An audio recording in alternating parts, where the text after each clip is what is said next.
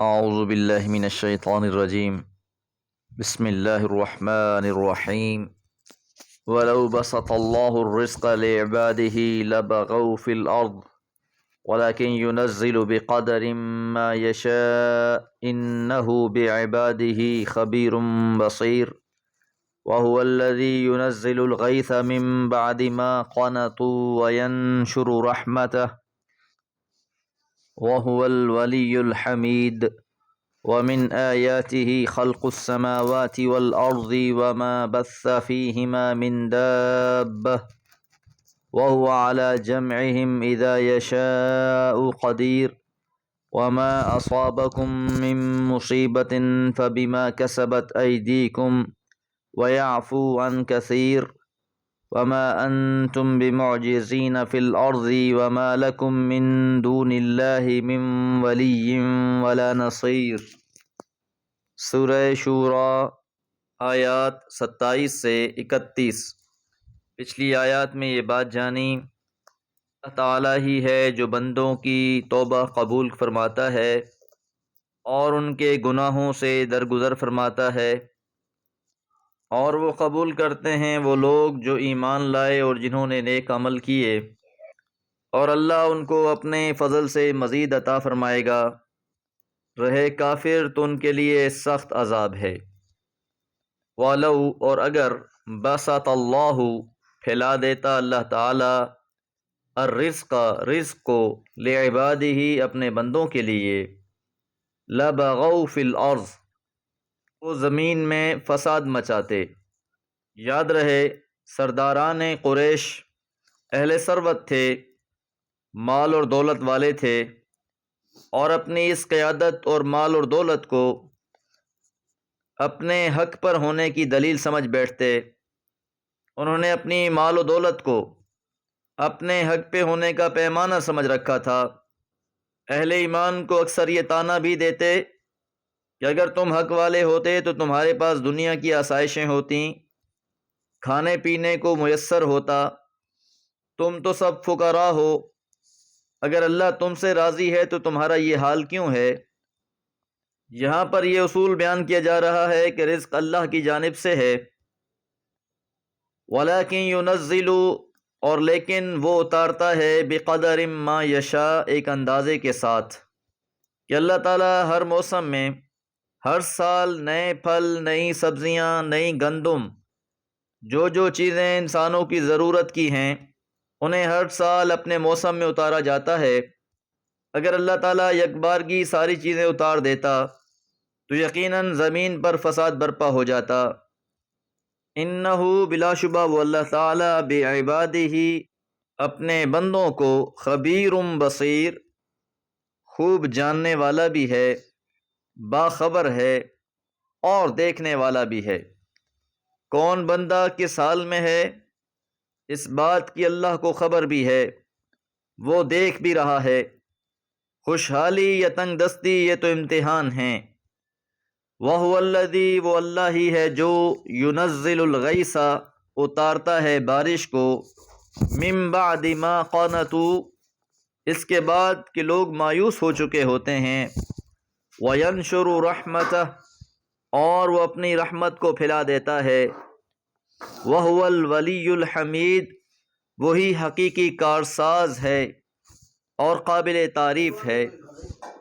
بارش بھی اللہ برسا رہا ہے، اس کے ذریعے سے رزق بھی اللہ اتار رہا ہے۔ بارش کے برسانے میں یا رزق کے نازل فرمانے میں اللہ کا کوئی شریک نہیں ہے، لیکن مشرکین مکہ کا یہ عقیدہ تھا کہ وہ ان کاموں میں بھی اپنے مزعومہ شرکاء کو شریک سمجھتے تھے، اپنی دنیاوی کامیابیوں کو بھی انہی کی طرف منسوب کرتے تھے۔ تو یہاں یہ بات واضح فرما دی کہ آسمان سے بارش بھی اللہ اتارتا ہے، وہ اپنی رحمت کو پھیلا دیتا ہے۔ وَمِنْ آیَاتِهِ اللہ کی نشانیوں میں سے خلق السماوات تخلیق کرنا آسمانوں کا، والارض اور زمین کا، وما بث اور جو پھیلا دیا ہے، فیہما ان دونوں کے درمیان، من دابہ جانداروں میں سے، لوگوں کو تو یہ مشکل لگ رہا تھا، مرنے کے بعد بھلا ہمیں کون اٹھا سکتا ہے؟ تو سورہ نازعات میں فرمایا اَأَنْتُمْ أَشَدُّ خَلْقًا أَمِ السَّمَاءُ بَنَاهَا، کیا تمہارا پیدا کرنا زیادہ مشکل ہے یا اس آسمان کا جس کو اس نے بلند کر دیا ہے؟ تو یہ اللہ کی نشانیوں میں سے ہیں کہ اللہ تعالیٰ نے 7 آسمان بنائے ہیں، ایک زمین بنائی ہے، اور پھر ان کے درمیان مختلف قسم کی مخلوقات کو پھیلا دیا ہے۔ وہ ہوا، اور وہ اللہ تعالیٰ علی جمعہم، ان کو جمع کرنے پر، اذا یشاء، جب وہ چاہے گا، قدیر، قادر ہے۔ تو جو اللہ تعالیٰ زمین و آسمان میں مخلوقات کو پھیلانے پر قادر ہے، وہ اللہ تعالیٰ روز قیامت مخلوقات کو جمع کرنے پر بھی قادر ہے۔ اس لیے آیت مبارکہ کے پہلے جز میں پھیلانے کا تذکرہ فرمایا، وَمَا بَثَّ فِيهِمَا مِن دَابَّةٍ، اور آخری حصے میں اس کے جمع کرنے پر، وَهُوَ عَلَى جَمْعِهِمْ إِذَا يَشَاءُ قَدِيرٌ۔ وَمَا أَصَابَكُمْ، اور جو بھی تم کو پہنچتی ہے، مِن مصیبتٍ، کوئی بھی مصیبت، فَبِمَا كَسَبَتْ أَيْدِيكُمْ، بس وہ تمہارے اعمال کے سبب ہی ہوتی ہے۔ کہ انسان کو جو بھی مصیبتیں پہنچتی ہیں وہ انسان کے اپنے اعمال کے سبب سے ہی آتی ہیں۔ ظہر الفساد فی البر والبحر بما کسبت ایدی الناس، ظہر الفساد، فساد برپا ہو گیا، خشکی میں بھی تری میں بھی، لوگوں کے اعمال کے سبب۔ تو یاد رہے جو مصیبتیں آتی ہیں، تکلیفیں آتی ہیں، چاہے وہ اجتماعی طور پر ہوں یا انفرادی طور پر، ان کا سبب انسان کے اپنے اعمال ہوتے ہیں۔ یہاں یہ بات بھی ملحوظ رہے کہ ایک آزمائش ہے اور ایک مصیبت ہے۔ آزمائش اللہ کی جانب سے ہے، اور آزمائشیں، امتحانات، یہ انسان کے درجات کو بلند کرنے کا سبب بنتے ہیں۔ اس کے مقابلے میں جو تکالیف ہیں، مصیبتیں ہیں، پریشانیاں ہیں، یہ انسانوں کے اعمال کے سبب ہی ہیں۔ اس اصول کو اچھی طرح سمجھ لیں۔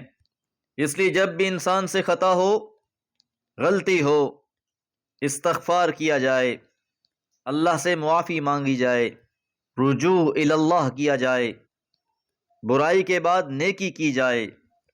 نیکیاں بھی گناہوں کو مٹانے کا سبب ہیں۔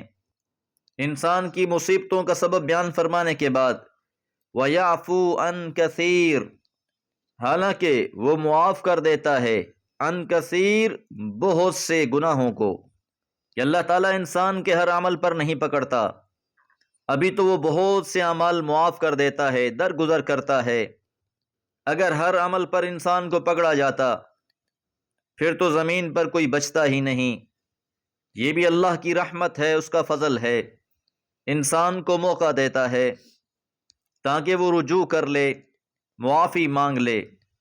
لیکن جب سرکشی زیادہ بڑھ جاتی ہے تو پھر چھوٹی چھوٹی مصیبتیں آنا شروع ہوتی ہیں، جس طرح سورہ سجدہ میں فرمایا وَلَنُذِيقَنَّهُم مِّنَ الْعَذَابِ الْأَدْنَىٰ دُونَ الْعَذَابِ الْأَكْبَرِ لَعَلَّهُمْ يَرْجِعُونَ، کہ ہم چھوٹے چھوٹے عذاب چکھلاتے ہیں بڑے عذاب سے پہلے تاکہ وہ لوگ رجوع کر لیں۔ تو اپنا جائزہ لیتے رہنا چاہیے، اپنا محاسبہ خود کرنا چاہیے۔ وَمَا أَنْتُمْ، اور نہیں ہو تم، بِمُعْجِزِينَ، عاجز کر دینے والے، فی الارض، زمین میں۔ عاجز کر دینے سے مراد یہ ہے کہ جب بھی کوئی انسان پر مصیبت آتی ہے، کوئی آفت آتی ہے، تو انسان اپنے آپ کو اس سے بچا نہیں سکتا۔ ایسا نہیں ہے کہ انسان اللہ کے قابو سے باہر ہو، اللہ کی قدرت سے خارج ہو۔ وَمَا لَكُمْ، اور نہیں ہے تمہارے لیے، من دون اللہ، اللہ کے سوا، من ولی، کوئی کارساز، تمہارا کام بنانے والا، ولا نصیر، اور نہ ہی کوئی مددگار ہے۔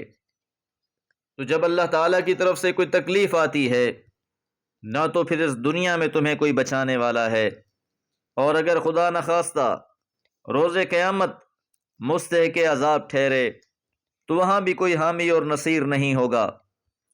اصل سہارا اللہ ہی کا سہارا ہے۔ اور جسے یہ بات سمجھ میں آ جائے پھر اسے کسی اور سہارے کی ضرورت نہیں رہتی۔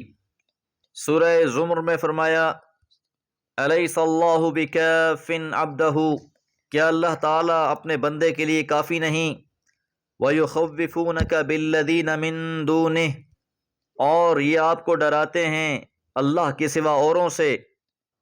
وَمَن يُضْلِلْ اللَّهُ فَمَا لَهُ مِنْ هَادٍ، اور جسے اللہ گمراہ کر دے اسے کوئی ہدایت نہیں دے سکتا۔ دعا ہے اللہ تعالی ہمیں ہر قسم کی مصیبت سے محفوظ رکھے اور ہماری خطاؤں سے درگزر فرمائے۔ وما علیہ الا البلاغ۔